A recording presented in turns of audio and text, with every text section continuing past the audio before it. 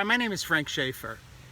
In the hearings that we've been watching for the Supreme Court nomination of Amy Coney Barrett, a particular sort of Americanized hypocrisy has come forth, which is equally applicable to both parties, liberals and conservative, Democrats, Republicans. But it's particularly noxious when it comes to Supreme Court hearings and this doubling down on religious freedom and whining and crying about being persecuted because you're religious, having to duck questions based on, is this something to do with your Catholic faith or whatever it might be. America really has a problem when it comes to religious liberty. And when I say problem, I mean that this word, liberty, attached to religion, has become an excuse for some of the most stupid and childish and ridiculous behavior. Take the evangelical community that has a president in office, controls the Senate, at one point controlled both houses of Congress, and their claim that somehow they're being persecuted anytime somebody brings up an issue about religion.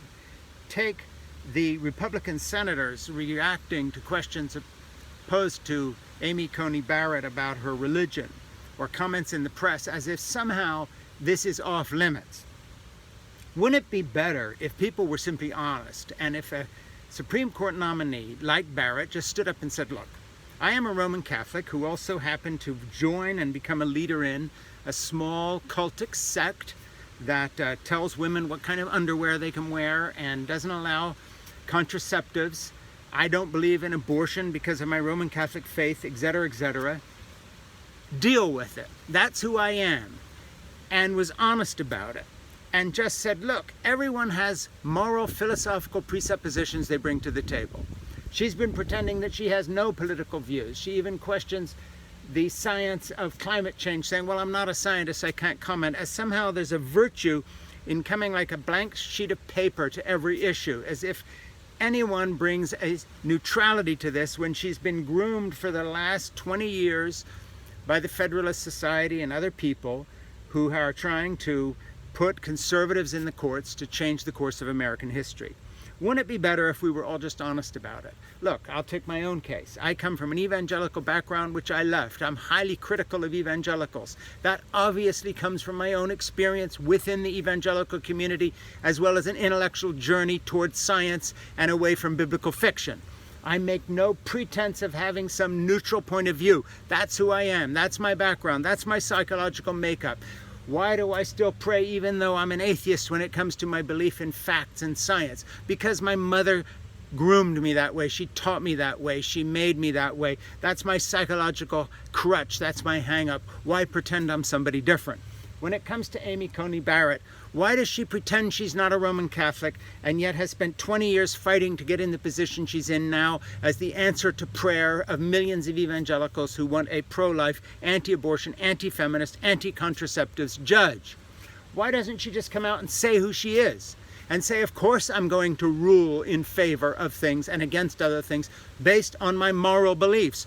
Would you really rather have a judge who separates her moral belief in right and wrong from what she decides for the American people? Of course not. An argument can be made for religion if it's made honestly, instead of the hypocrisy of pretending that anyone is neutral on these facts. Look, if we nominate a Jew or a Muslim or a Hindu to the court, or if we elect somebody from a particular faith tradition, we should be demanding that they do bring their moral convictions of right and wrong to that post.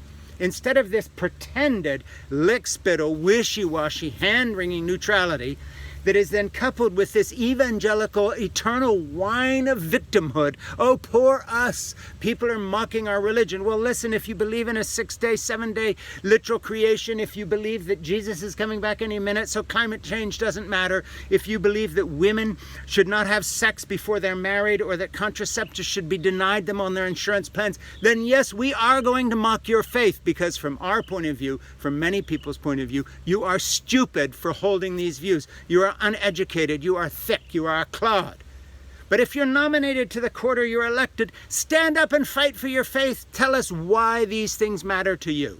Tell us why we should mold our lives according to your beliefs. And the same goes for secular people, for atheists, for Muslims, for Hindus. Tell us how your worldview informs who you are and what you are going to do about it, rather than complaining if someone brings up the obvious. Of course, what you say you believe will influence what you do. And if it doesn't, then you are a two-faced liar. If you say you believe ABC is true, but you refuse to act upon that, then you are a hypocrite and a liar. Why would we want someone on the court who doesn't follow her moral principles? So let's do away with all this bullshit and whining about religious liberty as if somehow it's being impugned every time we demand that someone explains what they believe so we know how they will operate in society.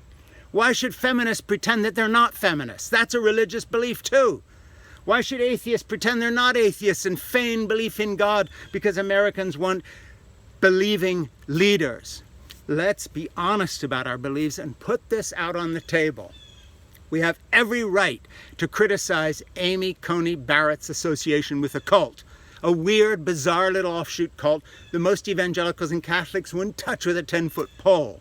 We have every right to ask her questions about those beliefs and why she has belonged to something that's so oppressive to women and trying to roll the clock back. We have every right to know how this will inform her opinion. And she has every right to stand up and argue for that opinion. But what neither side has the right to do is pretend that this doesn't exist. That faith doesn't inform what we do. Enough of this hypocrisy. My name is Frank Schaefer.